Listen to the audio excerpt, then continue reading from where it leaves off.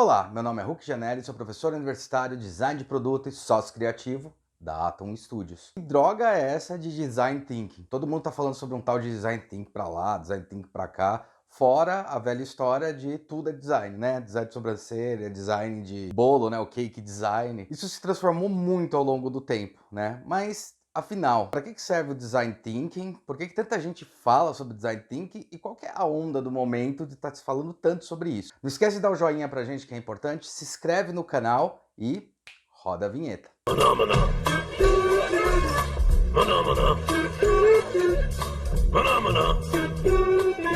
Antes de tudo, é legal a gente entender o que é design, né?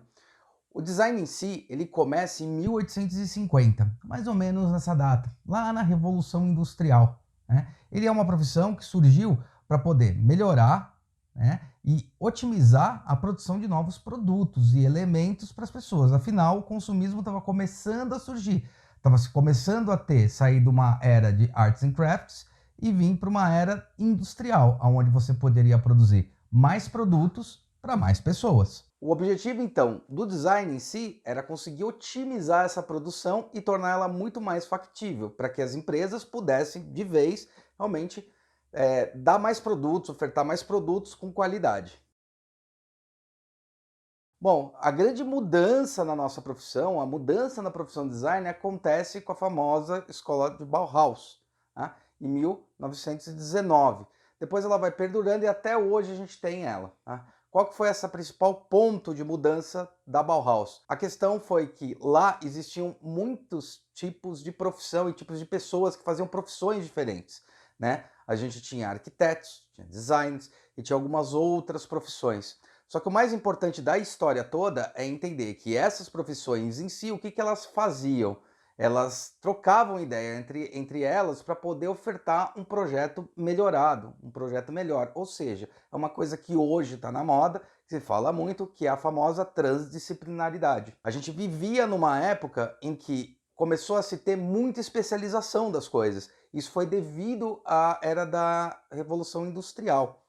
Isso foi importantíssimo para a história do homem, não é um problema ter essa questão da especialização, porque fez muita gente estudar a fundo vários casos, vários tipos de explicação que a gente foi entendendo ao decorrer da história. Porém, por um outro lado, ocorreu um problema grave, que veio culminar lá em 1950, um pouquinho depois, né? Hoje em dia foi bater bem mais forte, né? Falando 1950, foi quando começou a ter o movimento contracultural, que bateu de frente com isso, começou a questionar o que era os valores daquela época. Oficialmente, a gente começou a entender essa história de que ser muito especialista era um problema, mais ou menos na década de 80, 90 aqui no Brasil, né? Quando começou a se questionar, e eu lembro disso, aí é uma questão de uma memória afetiva minha, né, das pessoas falando, nossa, os médicos eles são muito especialistas em uma área, parece que eles pegam, te consultam e beleza, vão embora. Às vezes o seu problema não é aquele, mas ele começa a te tratar dessa maneira, né? Como se fosse, fui no cardiologista porque eu tô meio com aceleração cardíaca, e no final das contas não era nem um problema cardíaco, o problema cardíaco era um reflexo de alguma outra coisa. Mas como eu fui no cardiologista, e o cardiologista acabava me dando remédios e coisas para resolver o problema do coração, né? O que poderia piorar outras coisas. E daí começou a surgir uma medicina mais holística, né? Uma medicina que olhava mais o ser humano, começava a entender as necessidades e assim por diante. Isso, na verdade, é entender a complexidade do ser humano quanto essência. O ser humano ele não é composto simplesmente com uma figura, né? Ou não dá para definir uma pessoa especificamente com uma palavra, com uma frase. Você tem que entender essa pessoa. Essa pessoa tem sentimentos, tem formas, tem expressões, então cada um é diferente um do outro. Da mesma maneira que as profissões. As profissões elas foram criadas ou fizeram sentido uma certa época porque elas foram criadas para poder estudar certos casos e certos momentos, né? Agora, por que eu estou falando tudo isso em relação ao design thinking em si?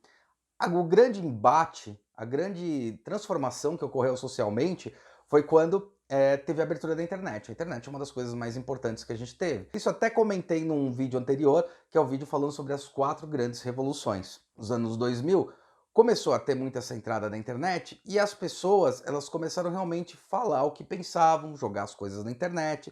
Ou seja, os conteúdos midiáticos e tudo que envolvia isso, principalmente a divulgação, parou de ser de grandes empresas exclusivas e hoje em dia você pode fazer em casa, igual eu faço esse vídeo. Aonde que raios entra essa história de design thinking, né?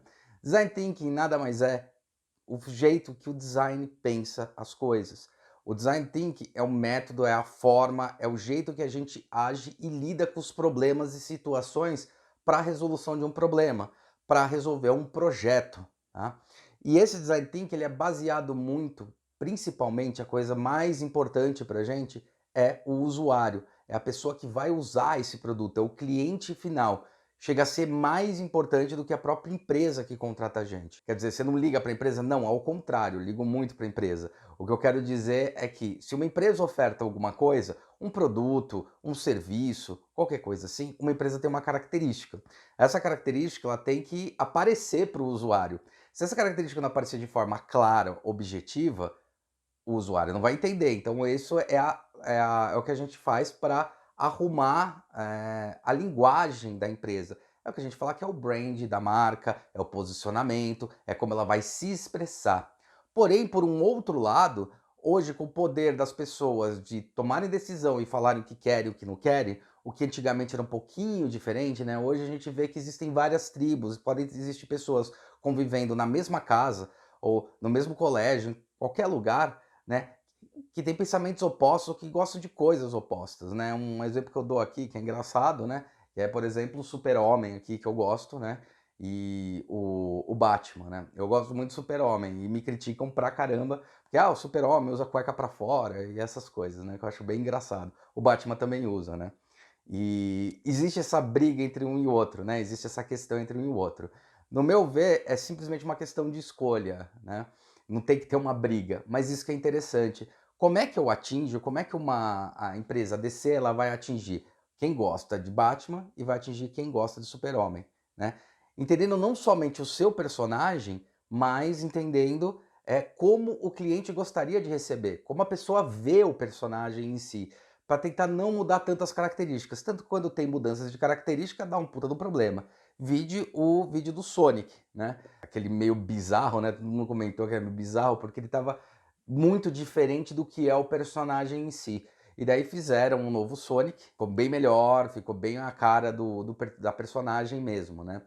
E isso é curioso, porque de repente, se o estúdio resolveu mudar a característica do Sonic e o Sonic apareceu de outra maneira, as pessoas que já entendem ele há 25 anos, né, vai fazer quase 30 na verdade, né, o Sonic, 2021 ele deve fazer 30 anos, já tem todo esse reconhecimento da personagem, né, e ficou muito diferente, não ficou igual, tanto que teve reações curiosas, né, os dois trailers não são ruins, os trailers ou a ideia do que quer passar.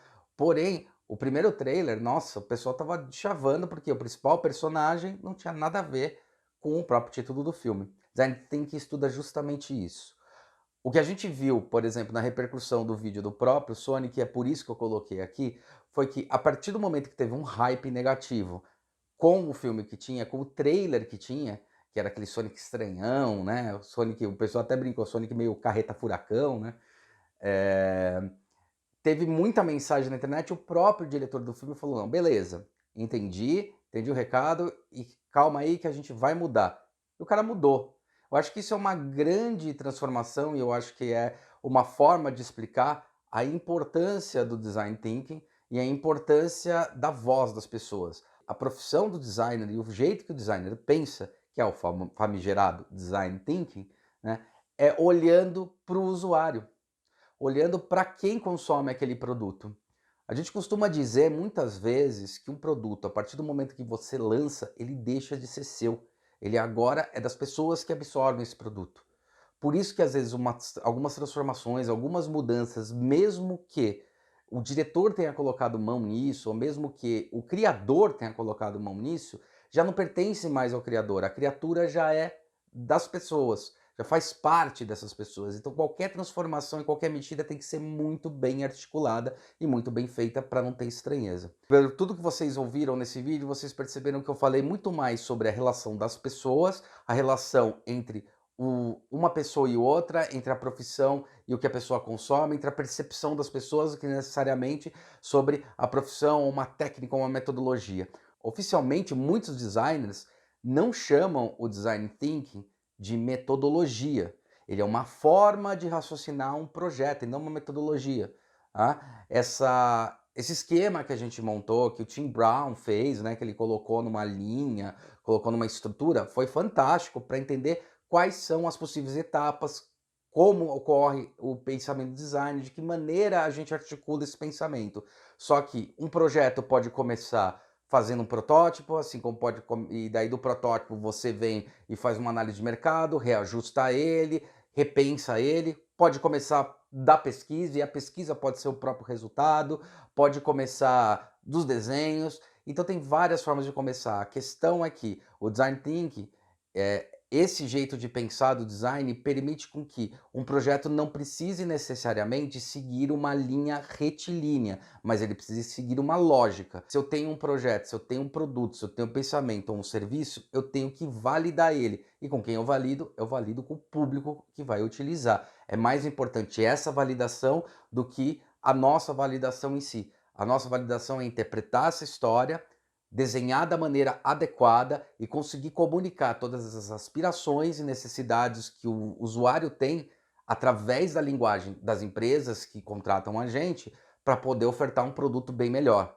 Não quer dizer que simplesmente a gente pega o que a gente pesquisa e vomita. Não, a gente pega, entende, analisa o que tem que ser analisado, entende como melhor comunicar isso, entende como melhor dizer sobre isso. Beleza? Espero que tenham gostado do vídeo. Não esquece de dar like, que é importantíssimo pra gente, tá? Não custa nada, né? Não custa nada dar like, galera. Dá like aí, que é bom pra caramba. Se inscreve no canal e até o próximo vídeo.